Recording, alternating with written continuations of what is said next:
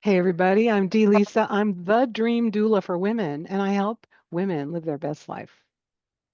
I'm Sabrina, known as the Lifestyle Promoter, and we help you look good and feel good as you explore the world.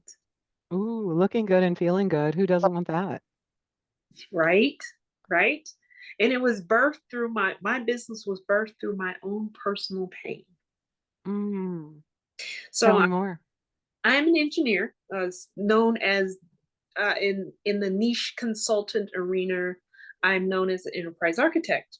And what we would do is go in and solve C-suite executives' problems. Whatever kept them up at night, we go in, solve their problems, and off to the next one. Now, many of you who are listening to this right now, and if you report into C-suite executives or you have a critical role in your organization, when you get ready to take vacation, all of a sudden you're not dedicated.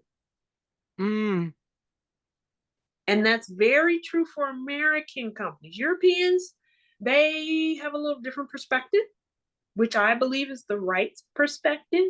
But for yes. those of us who are still in that grind, we get up, we deal with the traffic, and then we deal with the uh, people or challenges on our positions, and then we do it again the next day.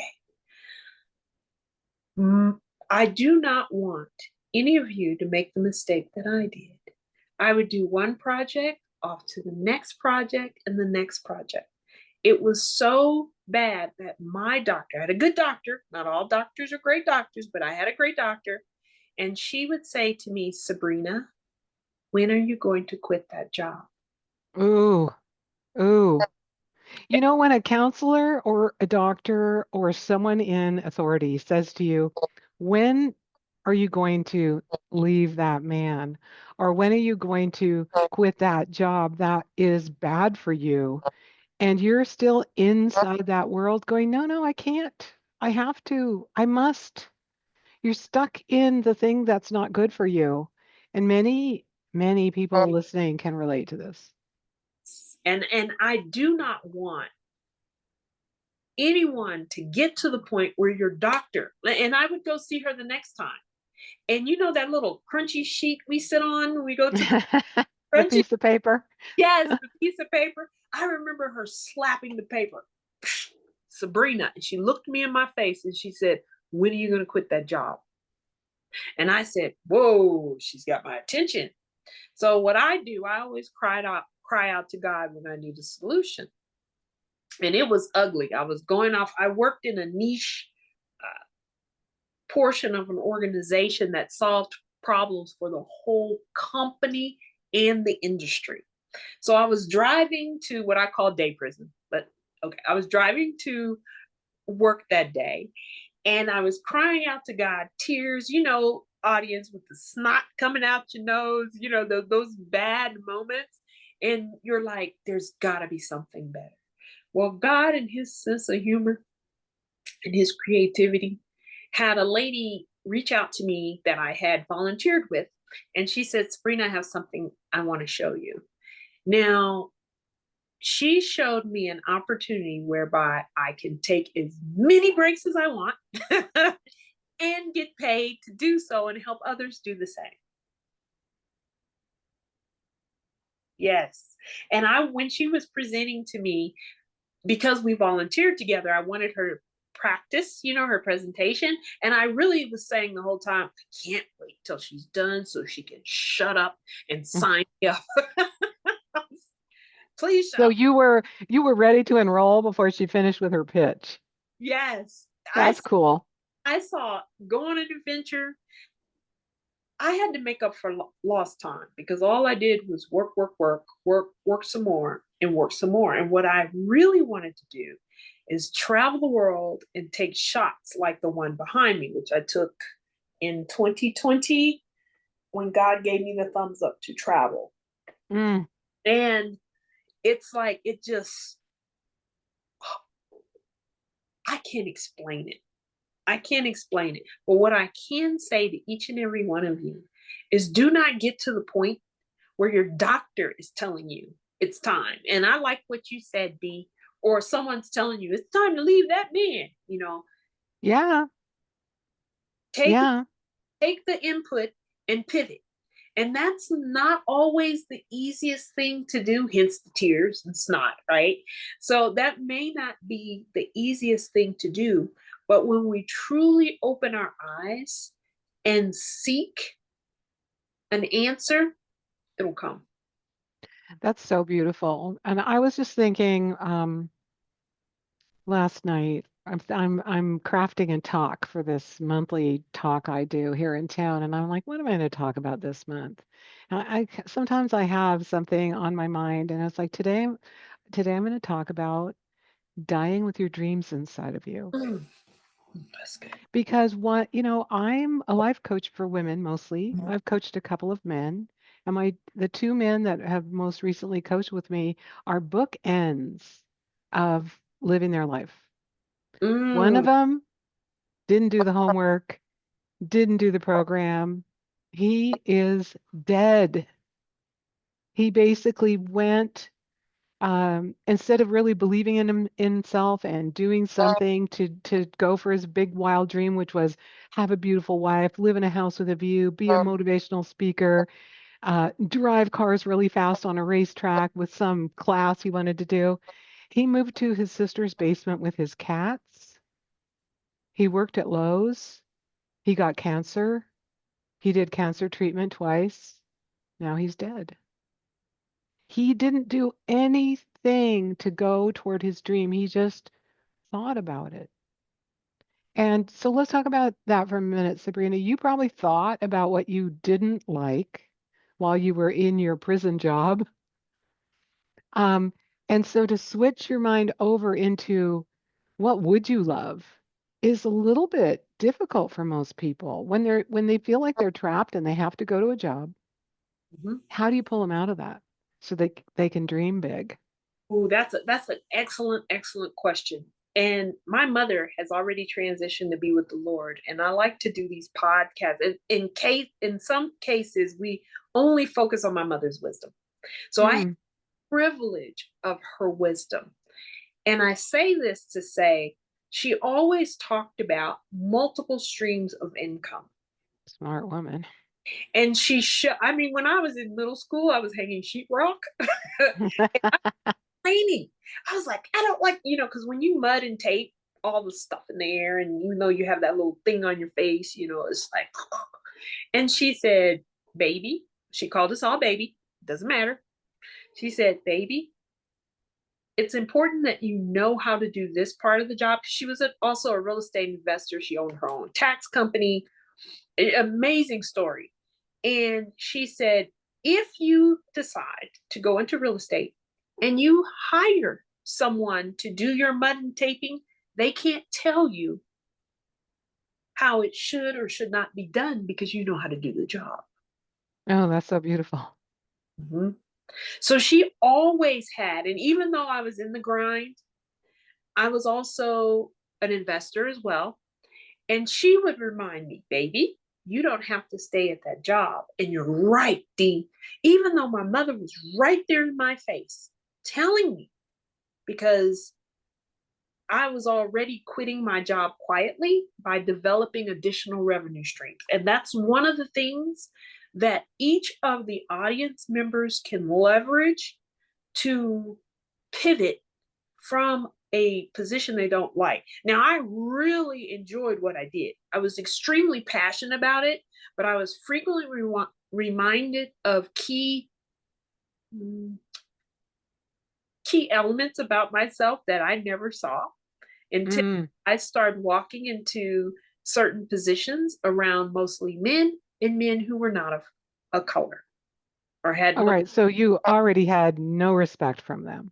Yes, and I insisted because my mother, my family, and but we can talk. That's a whole another podcast on how to deal with a toxic work environment and Yeah. how to come out unscathed, heal and whole, and some of the exercises you have to do to shed that toxicity.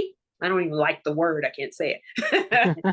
So that when you get into your personal life, it doesn't bleed into your your family, your home life. And that's one of the hardest things to do, is to leave your work at work and then pick up your you know what I mean, spend time with your family and focus on them versus always having your head somewhere else. But that's a whole another conversation.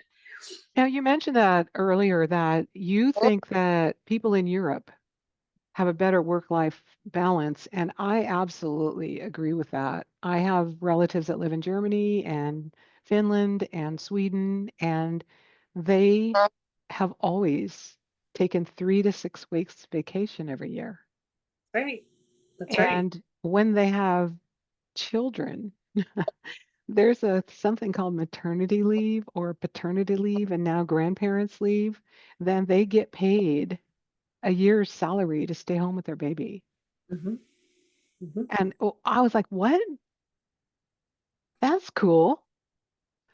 So thinking that, and I also heard, now maybe you know this is to be true or just a fantasy, that there are certain European countries that make it made it illegal to be required to check your email after work hours. I like that. I think that was France, but I can't remember. But like, yeah, if you work for a company and they send you an email after work, you're not required to read it till work the next day. Yes, I like that. I like that a lot. That's But smart. people here in the US, they're nose to the grindstone, working 20 hours a day, not taking vacations, and then what? Boom, they burn out. Right. That's right. And you're hitting on a key issue. I've had many ladies say, yeah, when I travel, I go with God and my angels. I go all over the world. I travel with God and my angels, and I go. And I've had many women say to me, Sabrina, we see how you travel, but we want to go with you. And I was like, and they said, Sabrina, we want to go with you. And I was like, Sabrina, we want to go with you. And it kept coming up. And you know, it when it keeps coming up, maybe that's something you can consider.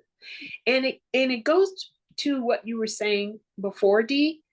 Many women may have the desire to travel, or they may have the desire to explore the world, but they're like, I don't know how to do that by myself, or my husband doesn't want to go, but I want to go. And how Yeah, do we do this? So came up with a opportunity for women to go with me on an adventure where I teach them how to travel solo. So they can, I love it. yes. And I didn't think about it until my little sister, who hit the big O. And I said, you hit the big O, we're going to Greece. I'm paying for everything. I think we stayed almost a month, and we were from Nice. the other, and we just had a great time. And after our experience together, she built up enough confidence that she went back to Europe twice on her own. Nice. So I said, and I brainstormed this concept with her, and she said, "That's a great idea." Because once I noticed that once you can go to key places like Paris de Gaulle or Heathrow in London, then you can go anywhere in the world from there, or take True. a train and go anywhere. So I decided to, for those who want to pivot and want to do more traveling, don't want to get to the point where the doctor is saying, when are you going to quit that job? And they want to reboot and re-energize. I'm going to be having an offer that's coming out really soon that will allow you to come with me to ask the questions. When you get to TSA and they want to touch you, some people are like, oh, why are you touching me? Don't touch me there. And then there's a whole reason behind that, and why, and how you ask for the little things, and there's hacks along the way. So I decided to share the gift that and the courage that God gave me to travel with many other individuals who want to start exploring on their own. Oh, I love that. Bring a group over here where I live, would you? I live in Ojai, California. Everybody wants to come here. Oh, And I said, I've never heard of Ohio. See, I'm catching up. Like I never heard of the Maldives either until after I Mm, left corporate. And I was like, the Maldives? Wow. So I'm gonna do the mm. Maldives and Dubai together? Okay, I'm still learning cool places. So Ojai, California. I wrote that down to do. OJAI is how you spell it. And it's an hour and a half from LA and about 45 minutes to Santa Barbara. Both of those airports are good ones to come into. Santa Barbara's cute and small. Has like 5 terminals. Oh, nice. Yeah. And we're in a valley. The natives called it the Valley of the Moon. Oh, And so that we're surrounded by mountains here. It's really pretty, really ooh. beautiful. It's an energetic vortex too. So people come here and they just feel good. Oh, I bet being surrounded by mountains is amazing. Yeah. Oh, yeah. I had the opportunity. You mentioned the gentleman, and this is very important. The gentleman that you mentioned who had all these amazing dreams, Yep. and he allowed himself to leave the earth without even attempting to accomplish any of those dreams. That is, I mean, that hit. I think, Dee, you should do a whole series on that topic alone and tell, because sometimes it takes hearing a concept over and over and over again before it sticks and people decide, or an individual decides to make a change. Yeah, you have to. There's so many books, and some of them are 100 years old. The Power of Decision by Raymond Charles Barker. I don't know why that even irked out of my mouth. I think that's the name of the book, and I think that's the guy who wrote it in the 1920s. But the concept is until you make a decision, and Henry David Thoreau talked about this too. Until you make a decision, you're just thinking about stuff. Once you decide you're going to do something, the universe brings you everything you need to do it. Like you said, you're thinking about leaving your job, and then you find this beautiful woman who says, "Hey, I can help you do this thing." You're like, Mm-hmm. "I'm in." Mm-hmm. Would you have noticed her or found her if you were just still going to the daily grind and not even thinking about leaving it? Probably Mm-hmm. not. Yeah, I don't think it wouldn't have even been placed on her heart to share it with me if I Yeah. cry out to God and be like, help me, and then Yeah. quick to answer, really, really quick to answer. There's another gentleman I listened to on a podcast, and he had another perspective on decision. He said, even though so when I was still in the grind, and I would, schedule my vacation, and then they'd say, oh, Sabrina, they do that. Ah, we Past, really need you. We really need you. Can you just stay another day? yes. Or can you cancel your vacation? And I said, okay. I still made the decision to not do what I want to do. Mm-hmm. Someone said this to me too. Not saying anything is making a decision. Not doing anything is a decision. You're deciding not to do it. Yeah. But people don't think about that. They're just like, "Oh, I'll do it later." Well, you're Mm-hmm. deciding to do it later. Yeah. Mm-hmm. Yep. There's a saying many of us said, uh, what is it? It's going to come to me in a minute, but it's the power of decision is now, or now is time to decide, you know, choose what you want to do, right or left. And then I'll just put it off till tomorrow. Well, that's a decision, just like you said a moment ago, Dee. Put it off tomorrow. Oh, Yeah, just like my friend Dan, he really wanted to drive race cars. So he's sick, he's got cancer, he's doing treatment, he's living in his sister's basement with his cats. I don't know why that seems sad, but it just seems sad to me. And one of his nephews who was like, let's go to the game, let's go to this thing, let's go do this thing. And he goes, Uncle Dan, I know you would really like to drive cars really fast. There's this thing we can do in this. They found a course where you could go pay money. They would teach you'd be in a car with a professional driver. They let you drive a race car around a racetrack really, really fast. And you Mhm. know what Dan said to me? That sounds cool. I think maybe in the early summer I'll do it. Like he could have done it. He didn't even need the money to do it. Someone said I'll pay for it, and he still put it off, and then he died. Well, and you know what, Dee, while I was listening to you, something popped in my brain. And that is we all have to love each ourselves enough. Mm, yeah, Give us the gifts of our dreams. And I'm going to say that again.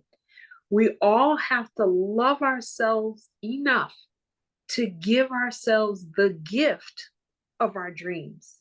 And I think Mr. Dan did not cherish himself enough to receive the gift that was laid out in front of him. 100%. I knew this man. He was not only one of my coaching clients, he was a good friend for 25 years. Nice. And I would say his main problem was self-esteem. He did not love, he said at the end of his life, he really learned how to love himself. But did he? Maybe he did on a certain level. Mm-hmm. But I just feel really, whenever I think about him, like he had kind of a sad life. It Mm-hmm. was always, and people often share their deepest feelings with me. So he shared, he was trying to date and the dates weren't working out. He wanted to drive cars really fast, but he never did that. There were a lot, he had a lot of dreams that he just, I would say, longed for. You've probably talked to people like that. They have this longing in their heart to do something or be something or go somewhere, but they just keep it there like a sad feeling. I like to snatch that out of them and say, "We're going." Right on. So you're like, oh, you want a vacation, girl? Let's go. Yeah, I'll take you. it's interesting you say that because sometimes, and I don't know if Dan had this scenario, but sometimes there can be people around you. I'm Mm. famous, okay, and I'll elaborate in a minute. There can be people around you that can be like, "Oh, you're going to do what? Drive on the race car?" Oh yeah, you might crash, you might die. Right? Yeah. Yeah. You just don't tell them. And we talked about my mother a moment ago. So I went out to a race car training class like Mr. Dan wanted to. Okay. You did? You drove the cars real fast? Yes, I've always wanted to be a race car driver. In my hearts of heart, I've always wanted to be a race car driver. And as a niche consultant, we closed a project or got what we call contract award on a project that never received award before because I just downloaded from God the answer and implemented it with the team. And the owners knocked on the door and gave us this nice check. Well, race car driving is very, very expensive. Yeah. So it's like blowing money. Achoo! Okay, there goes $1,000, right? So I get on this race car. I'm also an engineer, and so in the class we have ground school before you get to the track because everything is physics and it's fun to listen to and learn about. And I was the only female that showed up. And the pit crews, the guys, they were like, "Oh my gosh, thank you for coming." And I'm like, "Okay." And They're like, it's a woman. Yay. I was like, "Okay." So get on the track and uh okay, I'm gonna go back to the story. So you don't tell everybody what you're getting ready to do. Okay, so I knew, my brothers knew, everybody knew I was getting ready to go and have this amazing experience on the East Coast on a real race car. I mean, they put you on a real competitive track with your training, everything. And everybody knew except for my mother. Why? Because she no, that's one of the extreme things she couldn't handle it. So she allowed her mind to wander and say, what is my crazy child doing now? And she Hmm. always thought that I had gone deep sea diving, which is another thing on my list. Deep sea, I've done helmet dives, but I haven't done, the she thought I went deep sea diving with the sharks in the cage. And so huge family joke that everybody knew what I did that weekend except for her. Because we're like, we can't tell her that. We just, Okay, so wait a minute. She would be okay with you deep sea diving with sharks, no, but not driving a race car. no, she wasn't. She didn't know the truth. And that's how she was okay, because she never knew what the truth was. And she said, what did you do that weekend? I said, what do you think I did? And that's what she came up with. And we just all laughed about it. And even when she transitioned, we all laughed about it. Now she knows, of course, because she can hear and know. Yeah. I told her what I did that weekend.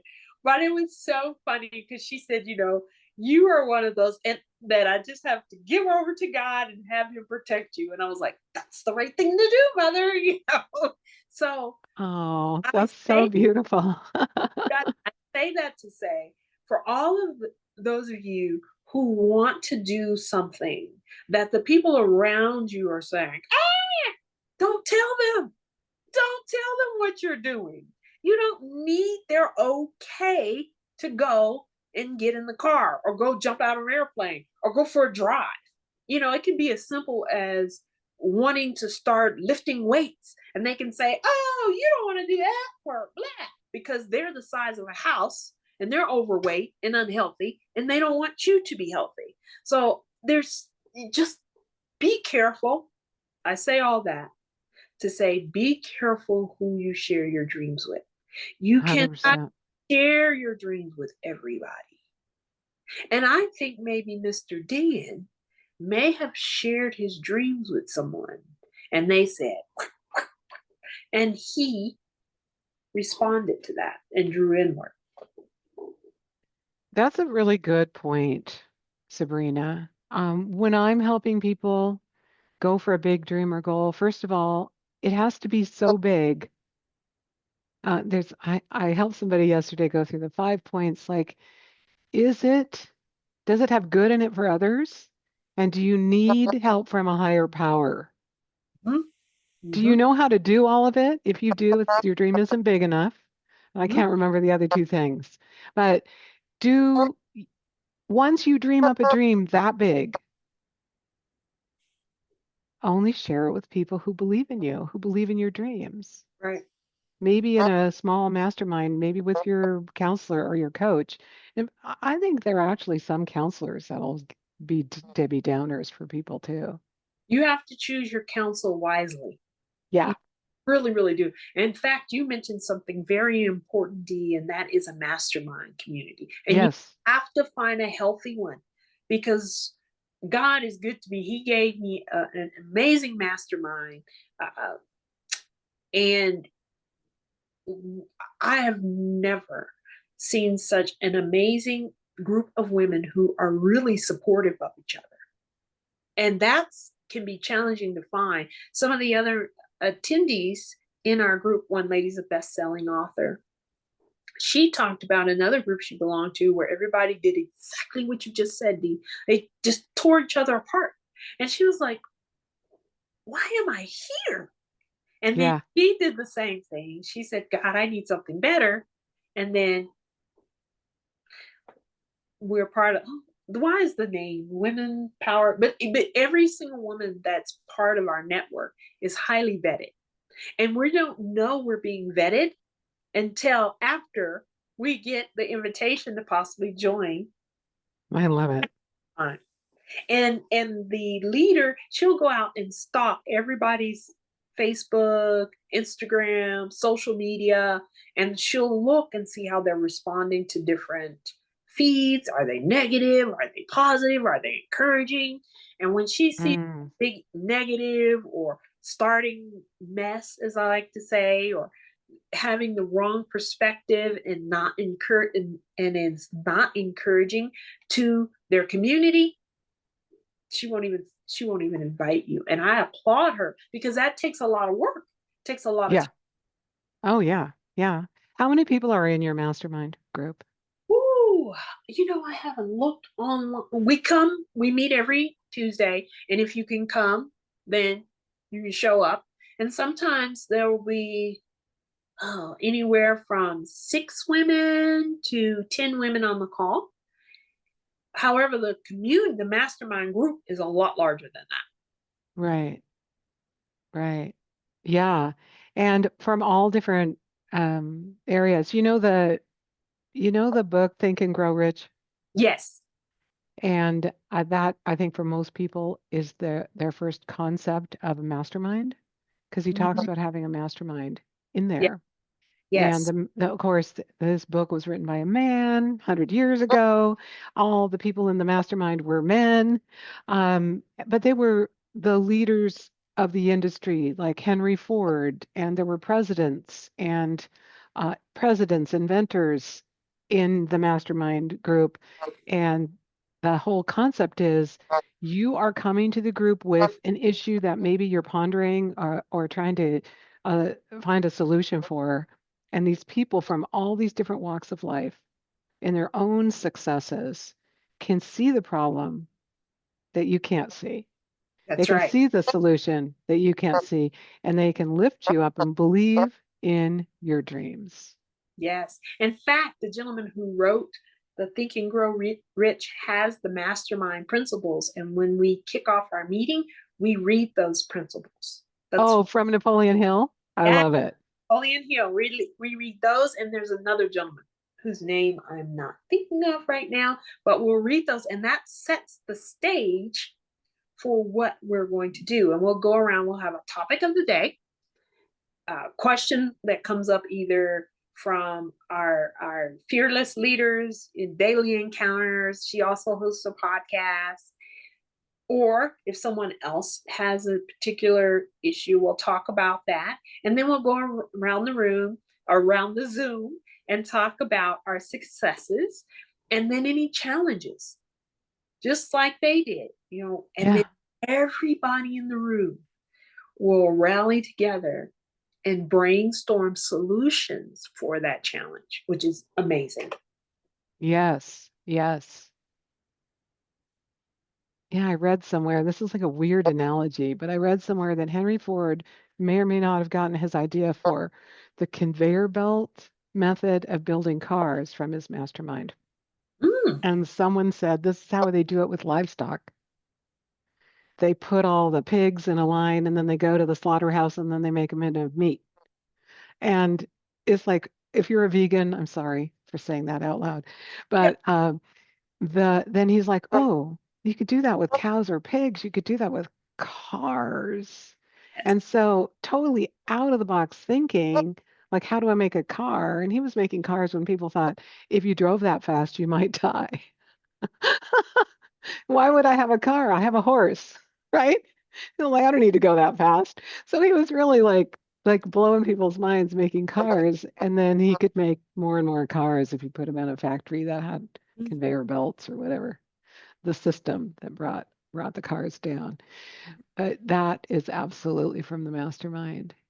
I've been Yes. in multiple different masterminds over the years, usually industry specific. I was a real estate broker for 30 years, and so I I, had real estate broker masterminds, and now I'm in a mastermind with other coaches. Um, we most of us studied with the same program, and so we're doing the mastermind, helping each other with our coaching businesses, and it's like so fascinating. I see masterminds now kind of popping up here and here that are profit centers for people that run them. And I hmm. personally, I think it's easier if, I don't know, my own self, I'm like, I think it should be free. I think your brain power should be free, and it's a gift you're giving people. And yeah, exactly. You're sowing seeds. And that's how Yeah. ours is completely free. And we go, Hmm. other than you have to contribute to show. Yeah. Right. Yeah, you're paying with your brain power and your ideas. Yes. So you mentioned your mom. Let's talk about your mom for a quick minute. Your mom has passed over, but she obviously taught you a lot of things, and you feel like she's here helping you all the time, right? Her wisdom. We would tease her about it. Myself. So my mother had 2 children that she birthed herself, but she was Hmm. such an amazing woman. She had, oh, I lost count. She has other sons. So all of her pallbearers were her sons. And if you were to touch one of those guys and say, that's not your real mother, yeah, I'd probably step back because you'll probably be not. That's the kind of brothers I have, right? And so my Oh. was able to shift these gentlemen's mindset and what's difference between right and wrong and how to live your best life. And she would always start with all of us the same way. She said, yes, I'm in your business. Mother, in your business, baby. Now that we got that out the way, and these are the things we talked about while after she transitioned. And when she was on the earth, we would all tease her. All of us would say the same thing. Mother, it doesn't matter. Even when you're not here, we will still hear your voice of wisdom. And that is so true. Like one of Hmm. my brothers, they were doing something they shouldn't, and I'll leave what they were doing aside. And we were laughing, and he said he went to sleep one night, and mother came to him in a dream, and she did what she did. Okay, why are you doing this? You shouldn't be doing this. Why? And then he woke up. Exactly what she would do in waking life. Yes. And he woke up in the middle of the night like this in a sweat because he knew mother. Like when she told you, you don't say anything, you don't talk back, because I like my teeth. And so do my brother. Right? And so we teased my brother. We said, "What did you do?" And all my other brothers said, "Yeah, what did you do, man?" And they're like, "What do you mean what I did? I did what mother told me to do. I'm not having her come and punish me." And we all started laughing. So that's how, even when we're doing a podcast, God gave me the opportunity to uh, do a dedication to her in the book that I co-authored with Matt Morris, and I'm not related to Matt Morris. He's a millionaire, and it's called Limitless Success with Sabrina Morris. You can find it on Amazon. And she helped me through one of the most challenging experiences that I would wish on my enemies. And she had so much wisdom and a different approach to parenting that I thought, that should not get lost. That needs to be shared with as many parents or as aspiring parents in the world. So is that why you wrote the book? Yes, no, and it was healing. It was very, very healing. Healing in the next level. For those of you who are thinking about writing a book, writing is very healing in many ways because you have to get to a point to where you can write what you went through, and that takes healing before Yeah. you write it. Yeah. The Yeah. publisher said to me they really liked doing a tribute to my mother and the challenges she helped me through, and the publisher said, Sabrina, you're not like most individuals. Your hardest part is deciding what to write about. And And some people have to what's the problem they have with most people? well, most people, they don't have anything. They're like, oh, what am I going to write about? Hmm. Yeah, and you've got a lot of things to write about, Yes, a and they're lot. still coming, I would guess. Yes. And so because of the engagement I had with the publisher, I think that next week he did a special video, like we're talking now, to the authors to tell us to tackle the elephant in the room.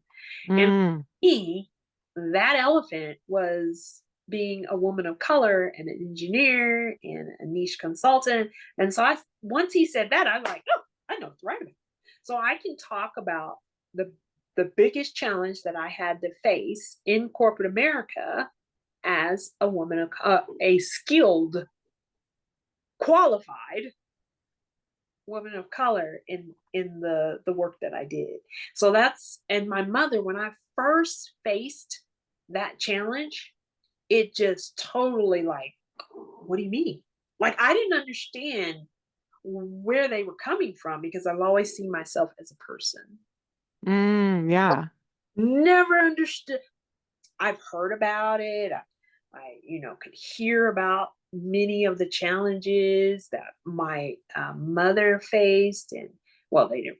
They were so strong that, and she's from the South, and they just left them alone because my family. I come from a very very strong family, and when it first hit me, my mother, she really stepped in and really helped me understand what was happening and how to overcome it.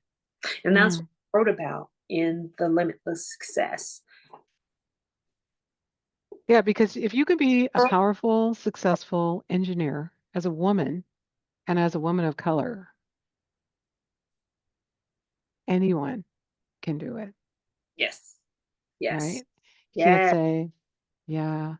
I met, 30, 40, so many years ago when I was a young woman, I was a skipper on charter boats in a small town. We took people out fishing for salmon. And there were 325 boats and three women skippers. So people would whisper, there she is. It's like, you guys, everybody. And of course, I don't know what I expected. Like, it's a guy's world to go fishing.